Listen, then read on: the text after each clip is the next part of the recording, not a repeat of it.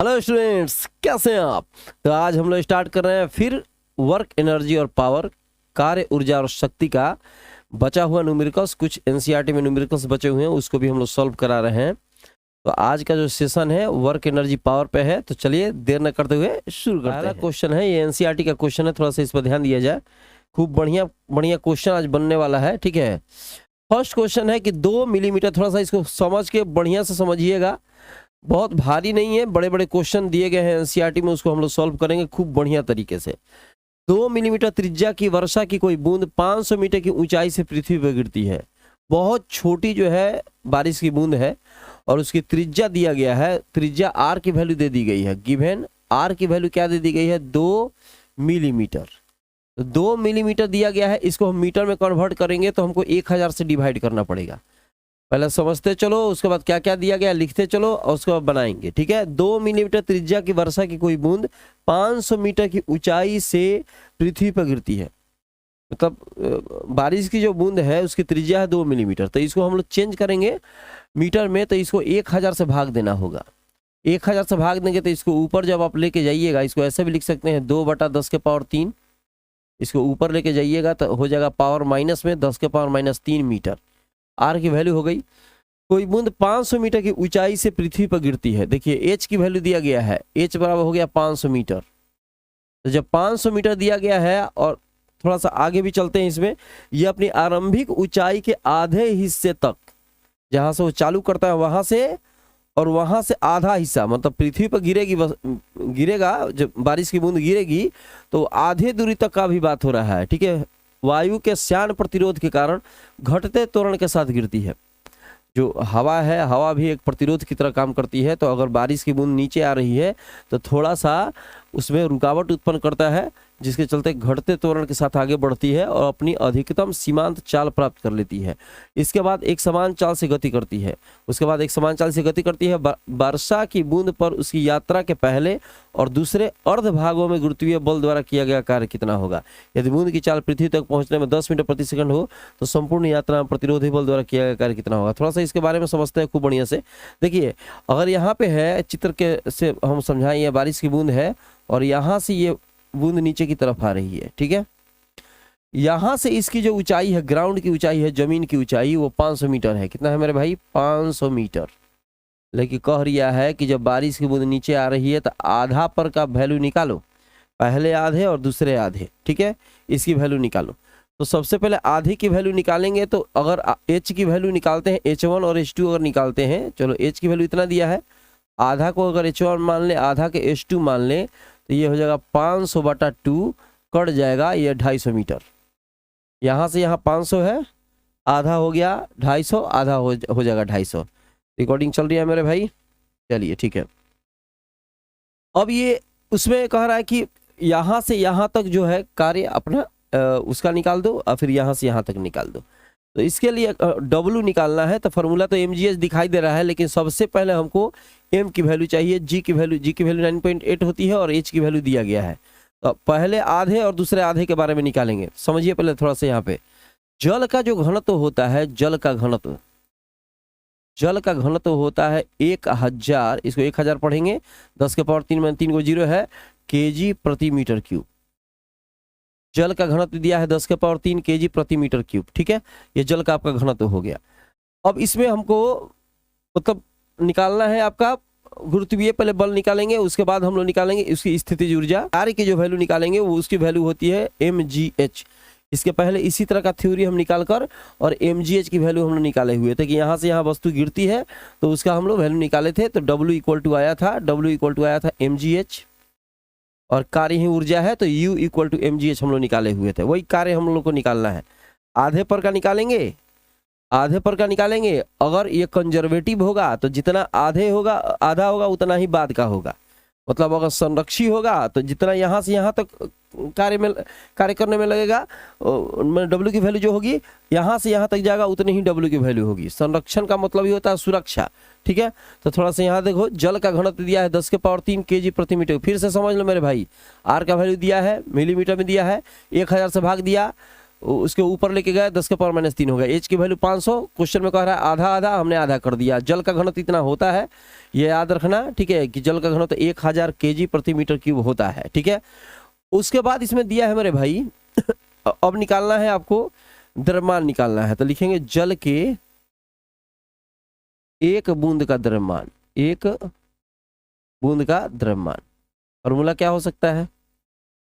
Formula होता है, यहाँ पर देख लो, फॉर्मूला होता है घनत्व बराबर, घनत्व बराबर होता है द्रव्यमान बटा आयतन, होता है कि नहीं होता है?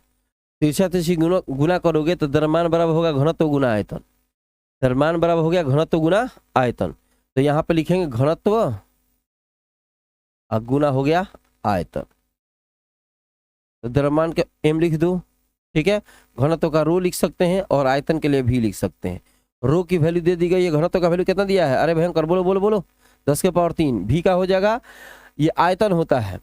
तो जब आयतन है तो जो बारिश की बूंद होती है वो तो गोलाकार होती है, तो गोला का आयतन लिखेंगे, क्या होगा? 4/3 पाई आर क्यूब। भयंकर हो, ध्यान दो, भयंकर हो, बोल दिया है कि बारिश की बूंद, तो बारिश की बूंद होती है गोलाकार, तो जब कोई चीज होगा गोला, ठीक है, तो 4/3 पाई आर क्यूब, ठीक है। अब इसकी वैल्यू पुट करो, 10 के पावर 3, 4/3, 3.14 लिख सकते हैं आप, चलो लिख ही देते हैं 3.14, 22/7 भी लिख सकते हैं। आर त्रिज्या का वैल्यू कितना आया है मेरे भाई?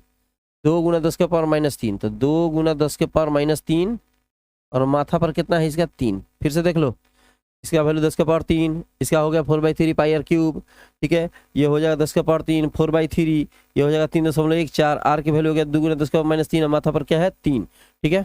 चलिए इसको मिटाते हैं, आगे ये, ठीक है। चलिए अब m की वैल्यू हम लोग निकालिए, इसको हल कर सकते हैं आगे सॉल्व, चलो थोड़ा बहुत सॉल्व भी कर देते हैं। m का m,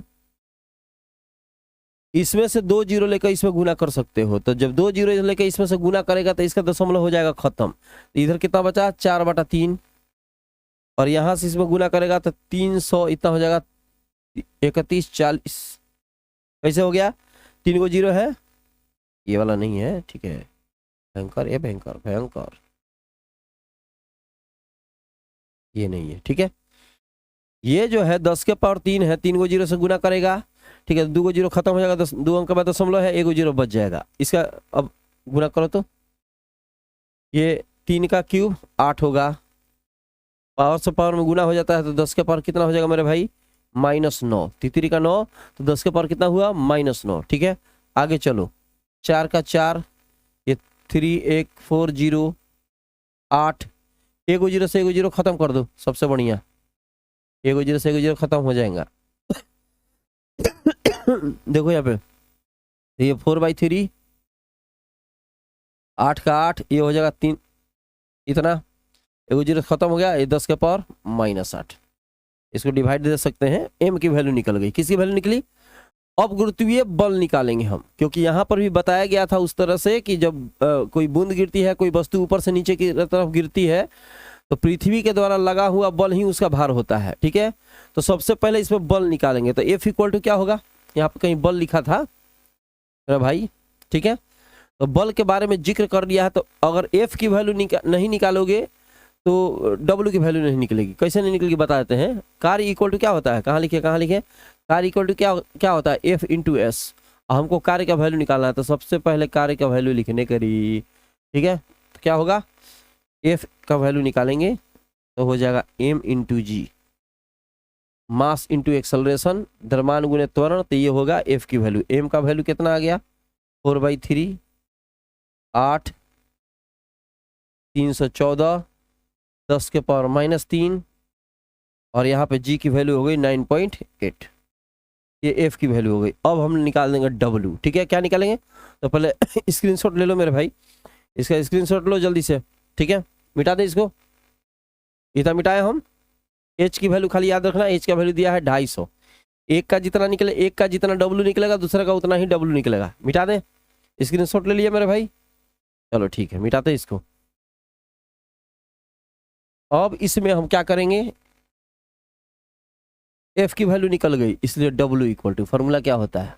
F.S, mgh भी लिख सकते हैं, कोई दिक्कत की बात नहीं है, ठीक है। तो इसकी वैल्यू हो जाएगी mg, और S1 तय की गई दूरी, तो H1 चाहे H2 लिख दो, आधा आधा का निकालना है, तो जितना H1 का होगा उतना ही H2 का होगा, कंजर्वेटिव है तब, ठीक है। तो यहाँ पे m का mg की वैल्यू कितनी आई है, 4/3, 8 गुना 10 के पावर 8 गुना 3 से 14, 10 के पावर -3, और ये हो गया 9.8। और H1 का वैल्यू कितना था, 250, कितना था 250। 1 0 से 1 इसमें गुना करेगा, इसका दशमलव खत्म हो गया कि नहीं, इसे -8 है यहाँ पे, गलती से मिस कॉल हो गया, गलती से क्या हो गया, गलती से मिस कॉल, गलती से मिस कॉल। चलो ये हो जाएगा 4/3, ये 8 3 14 हो गया, ये हो गया 98, ये हो गया 25, 10 के पावर -8। इसका गुना करेंगे, 3 से डिवाइड करेंगे, ठीक है। कैलकुलेटर निकाल के मैं डिवाइड कर दे रहा हूँ, क्योंकि इसका गुना करके हमको डिवाइड करने में टाइम लगेगा, है कि नहीं। चलो इसी तरह डिवाइड कर देते हैं खूब बढ़िया से, चाहे कैलकुलेटर निकाल लेते हैं, है कि नहीं। भयंकर कितना आया, 82,05866, ठीक है। इंटू हो गया 10 टू द पावर -8, लगभग इतना ही आया। 6 को तो छोड़ ही दो, डिवाइड कर दोगे तो क्या होगा, 1 2 3 4 5 6 7 1 8, इसे डिवाइड कर देगा 0.082 लगभग इतना जूल आएगा। ये आंसर हो गया, ठीक है। समझ गए मेरे भाई, तो जल्दी से स्क्रीनशॉट लो, स्क्रीनशॉट लो। अगले क्वेश्चन में चलते हैं, अभी चलते हैं नेक्स्ट क्वेश्चन पे। क्वेश्चन है देखिए, किसी गैस पात्र में, पात्रा हो गया किसी गैस पात्र में कोई अणु 200 मीटर प्रति सेकंड की चाल से अभिलंब के साथ 30 डिग्री कोण बनाता हुआ क्षैतिज दीवार से टकराकर पुनः उसी चाल से वापस लौट जाता है। थोड़ा सा यहाँ समझने का मेरे भाई, भयंकर ध्यान दो। भाई मान लो कोई क्षैतिज दीवार है, डिंगा चिका डिंगा चिका डिंगा चिका डिंगा चिका डी, ठीक है। किसी गैस पात्र में कोई अणु, ठीक है, 200 मीटर प्रति सेकंड की चाल से अभिलंब के साथ 30 डिग्री कोण बनाता हुआ, यहाँ से 30 डिग्री कोण बनाएगा अभिलंब के साथ, यहाँ मान लो अभिलंब है, ठीक है। ये लौटेगा, इधर लौटेगा, तो जितना कोण पे जाएगा उतना ही कोण पे ये आएगा। कोई दिक्कत, समझ लिया मेरे भाई। हम बोल रहे हैं कि जितना कोण से जाएगा उतना ही कोण से क्या होगा, आएगा। फिर से समझ लो, किसी गैस पात्र में कोई अणु 200 मीटर प्रति सेकंड की चाल से, v का वैल्यू दे दिया है 200 मीटर प्रति सेकंड, या u कह सकते हैं, कोई दिक्कत की बात नहीं है। अभिलंब 30 डिग्री कोण पर टकरा रहा है, यहाँ कोई डिग्री बना रहा है 30 डिग्री, और यहाँ पर भी कितना डिग्री हो गया, 30 डिग्री, क्योंकि जाने का जितना कोण पे उतना ही कोण पे आपतन और परावर्तन यहाँ पर सेम दिखाई दे रही है मुझे। और क्षैतिज दीवार के साथ टकराकर पुनः उसी चाल से वापस लौटा जाता है, चाल भी सेम है, जाने का उतना ही वेग से, आने का उतना ही वेग से। क्या इस संघट में संवेग संरक्षित है। एक चीज ध्यान रखना, कोई भी टक्कर हो, कोई भी कोलिजन हो, कोई भी टकराव हो, उसमें हर स्थिति में संवेग संरक्षित होता है। अगर संवेग बदलता क्या है, काइनेटिक एनर्जी, मतलब गतिज ऊर्जा चेंज कर सकती है। 2-3 टक्कर जो बताया गया है, जो बताया था, उसमें गतिज ऊर्जा का परिवर्तन संभव है। लेकिन अगर किसी प्रकार का कोलिजन लिया या किसी प्रकार का टक्कर लिया तो हर स्थिति में संवेग संरक्षित है। तो पहला तो क्वेश्चन का आंसर मिल गया, क्या इस संघट में संवेग संरक्षित है, तो लिख दीजिएगा कि हाँ इस संघट में संवेग संरक्षित है, क्योंकि प्रत्येक संघट में संवेग संरक्षित होता है। यह संघट प्रत्यास्थ है या अप्रत्यास्थ, इसको अब देखना जरूरी है। यहां से जो टक्कर लग रहा है, ठीक है, अगर टक्कर के बाद दोनों वस्तुओं की स्थिति बदलेगी, बताया गया था, भूल गया मेरे भाई, यहाँ एक वस्तु था, यहाँ दूसरी वस्तु, यहाँ एक वस्तु, यहाँ दूसरी वस्तु, मतलब यही वस्तु यहाँ जाकर टकराई थी, ये वस्तु यहाँ पे जाकर टकराई थी, और टक्कर के बाद वेग में दोनों का परिवर्तन हो गया था। ये हम लोगों ने पढ़ा हुआ था, ठीक है। ये वस्तु यहाँ टकराई, ये वस्तु यहाँ टकराई, टक्कर के बाद इसका वेग u1 था, इसका वेग u2 था, ये v1 ये v2, समझ में आ रही है मेरे भाई। और टक्कर के बाद इनका वेग क्या हुआ था, बदल गया था, चेंज कर गया था दोनों वस्तुओं का। हम लोग संवेग संरक्षण का सिद्धांत उसमें निकाले हुए थे। यहां एक वस्तु गैस का अणु है, दूसरी वस्तु इसका दीवार है, ठीक है। तो दोनों वस्तुओं को लेकर आगे चलेंगे, ठीक है, कि संवेग संरक्षण प्रत्यास्थ है कि अप्रत्यास्थ है, ये हमको बताना है। अगर टक्कर के बाद दोनों वस्तु, मतलब टक्कर के पहले की कुल ऊर्जा, गतिज ऊर्जा, टक्कर के बाद की कुल गतिज ऊर्जा के बराबर होती है, तो कहा जाता है कि प्रत्यास्थ है। फिर से समझ लो, टक्कर के पहले की गतिज ऊर्जा दोनों वस्तुओं की और टक्कर के बाद की गतिज ऊर्जा दोनों वस्तुओं की अगर समान होता है तो कहेंगे, ठीक है, कि प्रत्यास्थ है। टक्कर के पहले की गतिज ऊर्जा और टक्कर के बाद की गतिज ऊर्जा अगर चेंज कर जाती है तो कहेंगे अप्रत्यास्थ है। समझ में आया मेरे भाई? टक्कर के पहले गतिज ऊर्जा, टक्कर के बाद गतिज ऊर्जा अगर सेम है तो प्रत्यास्थ, टक्कर के पहले गतिज ऊर्जा टक्कर के बाद की गतिज ऊर्जा बदल जाती है तो अप्रत्यास्थ। ठीक है, तो अब निकालेंगे काइनेटिक एनर्जी, निकाल के देखो। सबसे पहले तो इस कण का और इस दीवार का हम निकालेंगे। तो कण का क्या होगा, 1/2 m1 v1 का स्क्वायर लिख दो, ये हो जाएगा 1/2 m2 v2 का स्क्वायर। ये कब की बात है, टक्कर के पहले हम निकाल दिया है। तो यहाँ देखो तो 1/2 m1, द्रव्यमान कितना है मेरे भाई, कण का द्रव्यमान नहीं दिया है कि दिया है, चलो नहीं दिया, कुछ भी नहीं दिया है इसमें, कण का द्रव्यमान नहीं दिया, नहीं दिया है। चलो m1 का m1 लिख दो, ठीक है। v1 की वैल्यू कितना दिया है, 200, स्क्वायर कर दीजिए, ठीक है। ये हो जाएगा 1/2 m1, तो ये हो जाएगा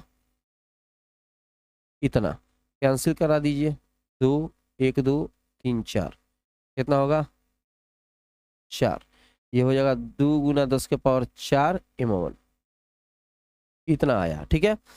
और इसकी वैल्यू इसमें ये भी है m2, तो v2 की वैल्यू तो 0 हो जाएगी। कैसे 0, v2 की वैल्यू कैसे 0, इसका वेग चल रहा है लेकिन ये दीवार फिक्स है, ये तो बदल ही नहीं रहा है, तभी ना टकरा के इधर आ रहा है, ठीक है। ये टकरा के इधर आया, दीवार फिक्स है, तो इसकी वैल्यू 0 हो जाएगी, तो ये तो खत्म हो गया। अगर उसके बाद फिर निकालते हैं काइनेटिक एनर्जी, उसके बाद मैंने टक्कर के पहले तो निकाल दिया, ये इसका वेग था, इसका 0 था, टक्कर के बाद इसका वेग था, इसका 0। अभी क्या बोल रहा है क्वेश्चन में, क्वेश्चन में बोल दिया है कि जितना वेग से जाने का उतना ही वेग से आने का। इसका मतलब हुआ कि अगर आप टक्कर के पहले गति ऊर्जा इन दोनों का निकालोगे तो सिर्फ इसकी गति ऊर्जा मिलेगी, इसकी 0। टक्कर के बाद निकालोगे तो वेग बराबर है तो गति ऊर्जा बराबर मिलेगा, इसका जितना निकलेगा इसका 0। अतः दोनों स्थितियों में इसका समवेग संरक्षित है। फिर से बता दें, देख लो, फिर से ध्यान दो, ये टक्कर के पहले उसका, टक्कर के बाद उसका, ठीक है, दीवार का, इसका वैल्यू रखा, इसमें तो 0 हो जाएगा। अगर टक्कर के बाद भी निकालते हैं तो वेग उतना ही है, क्योंकि ये बोल रहा है कि जितना वेग से जा रहा है उतना वेग से आ रही है, तो यहाँ पर 200 ही रखना पड़ेगा और ये तो 0 रहेगा, तो आंसर उतना ही आएगा मेरे भाई। इसका मतलब हुआ कि टक्कर के पहले जितनी गतिज ऊर्जा थी, टक्कर के बाद की गतिज ऊर्जा उतनी ही है, तो लिखेंगे कि संवेग क्या है, संरक्षित है, ठीक है। तो सॉरी, इसमें लिखेंगे कि संघट क्या है, प्रत्यास्थ है, ठीक है। तो फटाक से स्क्रीनशॉट लो। एक क्वेश्चन और हम लोग बनाते हैं। क्वेश्चन है कि 0.5 kg द्रव्यमान का एक कण v = a x⁴/2 वेग से सरल रेखीय गति करता है। कोई कण है, थोड़ा सा क्वेश्चन को ध्यान से समझेंगे खूब बढ़िया तरीके से। अब छोटा मतलब ज़्यादा बड़ा वीडियो अब नहीं भेजेंगे, ठीक है। वो क्या रहा है कि आधा घंटा का वीडियो चला जा रहा है, फिर स्टूडेंट्स लोग, भाई इतना बड़ा वीडियो है सर, बीच में ही नींद आने लग रहा है, ये रहा वो रहा है। 3-4 क्वेश्चन बनाएंगे और छोटा वीडियो 15 मिनट 10 मिनट 12 मिनट का रहेगा, खूब बढ़िया से बना लेगा, कोई टेंशन की बात नहीं है। आप कोशिश करेंगे सप्ताह में 2 से 3 वीडियो भेज दें हम, ठीक है, ताकि तुम लोग का काम चलता रहे और खूब बढ़िया से पढ़ते रहो। एक बार 5 को 6 को बना रहे हैं, उससे बढ़िया है कि 3-3 को बना दीजिए 2 दिन के लिए। 0.5 kg द्रव्यमान का एक कण v = a x⁴/2 वेग से सरल रेखीय गति करता है, ठीक है। गिवन दिया गया है, ध्यान से देखने का। m की वैल्यू दिया गया है 0.5 kg, खूब बढ़िया से समझो। एक कण जो है v = x⁴/2 वेग से सरल रेखीय गति करता है, मतलब वेग का वैल्यू दे दिया गया है, गति कर रहा है, चल रहा है कण, कितना है, a x⁴/2, जहां a = 5 मीटर प्रति सेकंड, 5 मीटर s-1/2 s-1 है। यहाँ पे देखो 2 यहाँ पे दे दिया गया है मेरे भाई, ये नहीं होना चाहिए, ठीक है, ये ठीक है, 5 मीटर -1/2 s-1 है। अब इसमें a की वैल्यू दे दी गई है, a का वैल्यू कितना दिया है मेरे भाई, 5 मीटर -1/2 और s-1, ठीक है। 2 कंडीशन दिया है जिसमें समझो, पहले समझो खूब बढ़िया तरीके से। ये तो क्वेश्चन में दे दिया गया है कि m का वैल्यू है, इतना द्रव्यमान है किसी कण का, इतना वेग से चल रहा है, ठीक है, और इसका त्वरण इतना है। x, अब 2 कंडीशन दिया है, x = 0 से x = 2 मीटर, ठीक है। तक इसके विस्थापन में, विस्थापन हो रहा है एक जगह से दूसरे जगह जाएगा, तो जब कोई वस्तु एक जगह से दूसरे जगह जाएगी तो जो ऊर्जा होगी वो गतिज ऊर्जा के रूप में होगी। चल रहा है तो गतिज ऊर्जा के रूप में होगी, एक वस्तु से दूसरे वस्तु तक, एक बिंदु से दूसरे बिंदु तक। तो यहाँ पे विस्थापन में कुल बल द्वारा किया गया कार्य कितना होगा, तो सबसे पहले हम x बराबर 0 पर निकालेंगे। ठीक है, तो निकालेंगे x बराबर 0 पर, निकाल लो। तो क्या निकालेंगे, इसका काइनेटिक एनर्जी, तो हो जाएगा काइनेटिक एनर्जी k1 लिख देते हैं, तो हो जाएगा 1/2 mv1 का स्क्वायर।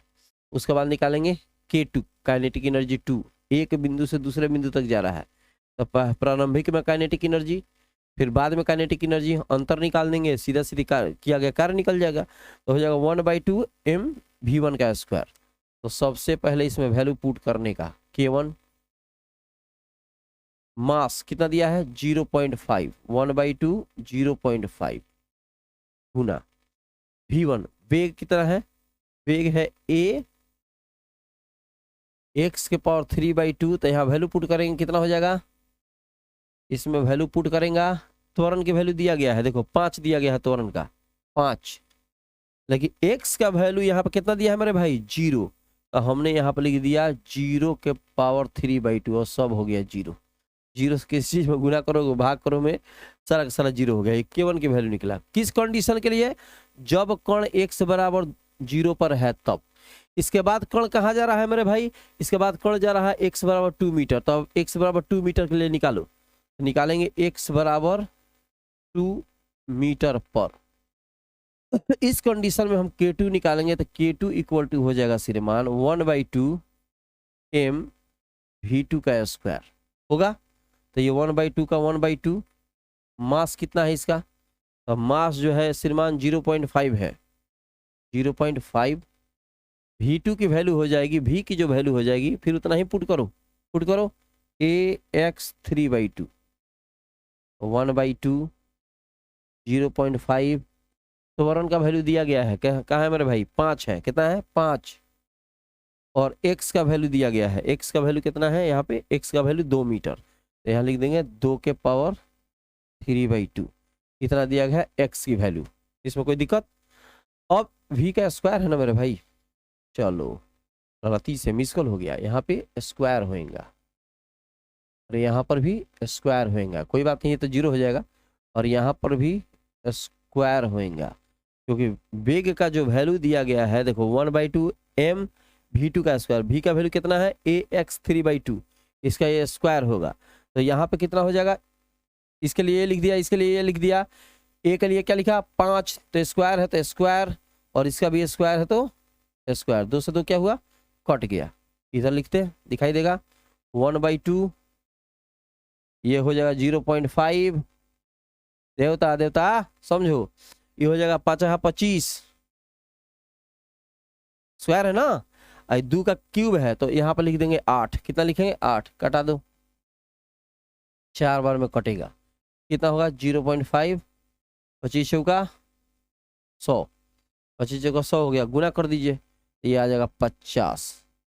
ठीक है, अब निकालेंगे कोची, इसलिए गतिज ऊर्जा में जो परिवर्तन होगा वही उसका कार्य होगा, तो W बराबर क्या लिख देंगे, इसलिए W बराबर लिख देंगे k2 माइनस k1, तब 50 माइनस 0 बराबर 50, ये आपका इतना आ गया। ठीक है, जल्दी से स्क्रीनशॉट ले लो, ज़्यादा बड़ा वीडियो अब नहीं बनाना है मेरे भाई, वही 3-4 इस तरह से आप लोगों को बढ़िया भेजते रहना है, सप्ताह में 2-3 अब वीडियो आपको हम कोशिश करेंगे कि जाए। ठीक है, उतर गया मेरे भाई, तो मिलते हैं छोटे से ब्रेक के बाद नेक्स्ट वीडियो में।